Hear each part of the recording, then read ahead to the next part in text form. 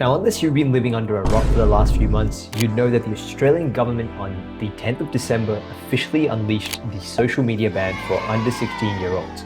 The World First. This is indeed a proud day to be Australian. Because make no mistake, this reform will change lives. And boy, have we grabbed a lot of attention since. Now, my job here is not to tell you whether this is a good thing or a bad thing. You know, I was too once a student enjoying the endless hours of social media screen time when I should have been locking in. And so I know how your brain has been wired over the years for instant dopamine hits, from your score streaks to likes to endless doom scrolling on TikTok and Instagram Reels. But all of this is restricted now, and it will probably feel a little weird and worrying for both parents and students. So in this video, I want to walk through what the ban actually is all about and how it specifically works, and then importantly, how students and parents should navigate this change.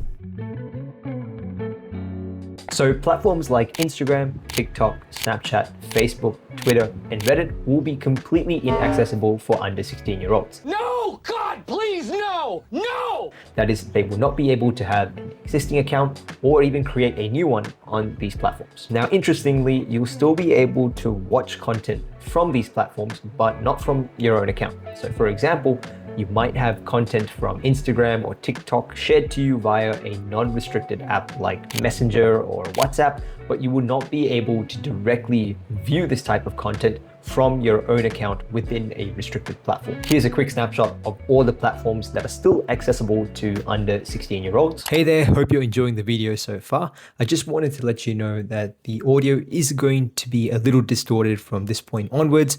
I'm not exactly sure why, and I tried fixing it, but nothing budged. So if you're using headphones, I'd suggest watching the rest of the video out loud through your phone or through your laptop. Anyway, continue enjoying the video.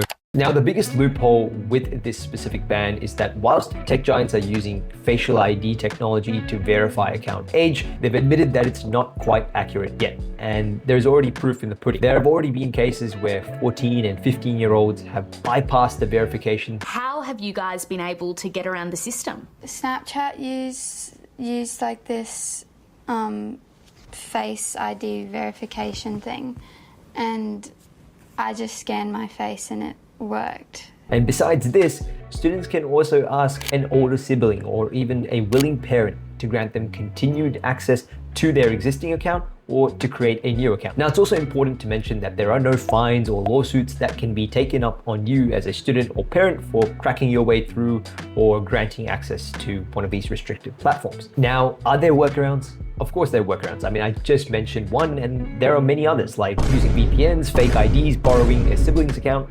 The list honestly goes on. But just know and be aware of the fact that these tech giants like Instagram and TikTok will be working their butts off over the next few months to ensure their restrictions actually work, and that massive $50 million fine can be avoided at all costs. So it won't be long till they have all accounts under the age of 16 completely banned from these platforms. And that is honestly going to be a significant change when that happens in the medium to long term. And so we need to understand how we can navigate that for both students and parents. Now, the first thing to do as a student is to acknowledge how much change is going to take place when these restrictions tighten up, especially to your behavior. Your brain for many years has been trained to expect cheap dopamine hits every few minutes, because when you're bored or you don't know exactly what to do with your time, your hand instinctively reaches for your phone and problem solved. But now this will no longer be an effective cure to the boredom. I mean, it never really was. And so you're going to experience a dopamine deficit. You will feel restless, bored out of your mind, maybe even anxious or irritable. So the best thing to do at this stage is to replace the stimulation your phone used to give you every time you subconsciously picked it up when you were bored. And so some of the replacements you can make include picking up a book you're actually curious about, or listening to an audiobook, spending more time outdoors, meeting up with friends or going for a stroll in the park, or even texting a friend or friends in a WhatsApp or Messenger group chat to keep connected. Now, just remember, it's not that you will be completely restricted from this technology, but rather the restrictions in how you use it, how you engage with it, and general accessibility to it. So you can still game, you can still watch YouTube, you probably can still view Instagram and TikTok content, but there's going to be tighter controls, and importantly, you won't be able to have your own account on these platforms. though I'm sure many of you will find a workaround. So as a parent, how do you deal with all of this? Well, hopefully the next section answers that. So let's get into it. Now, I am no parent, but if I was for a second to just put myself in the shoes of one, this is how I would try and deal with the situation. The first thing I would try and do is acknowledge the burden on your child. To do this, I would say things like, I know this sucks. I know it feels you're missing out. And the goal here is you don't have to agree with their feelings to validate them, because as long as they feel heard and their pain is acknowledged, I think they'll be more likely and more receptive to listen to what comes next. So once you're on the same level of understanding with your child, then I think it's a question of what are the alternatives? What are the replacements like we talked about earlier? We have to understand that this ban is going to create a void in your child's life. And if you as a parent don't help fill that void, your child will either find a workaround, spiral into boredom and frustration, or replace social media with something potentially worse. So a simple question to ask them at this very stage is, what's something you've wanted to try but never had time for? Maybe it's joining a sport, learning to cook, or getting into photography, or even just hanging out with friends and family more in person. Third is to create a friction-free connection at home. I think the sad truth is a lot of kids are addicted to social media because they're either bored, lonely, or avoiding something in general. And so if home emulates very similar feelings, they'll definitely find another escape. And so it's important as a parent to make your home feel like a place your child wants to be during these restrictions. And so maybe at family dinners, you have no phones around, including yours, or promoting game nights and movie nights and random spontaneous hangouts with friends and family, or even having open conversations with your child where they don't feel judged. And finally, I would monitor the transition.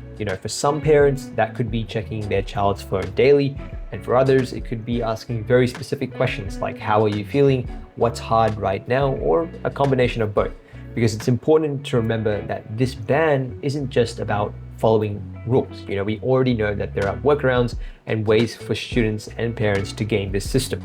So it's really about mental adjustment for both the student and parent for the changes that are likely to come, the restrictions that are likely to come in the medium to long term. So this whole social media ban is likely going to gain more traction and updates as we enter the new year.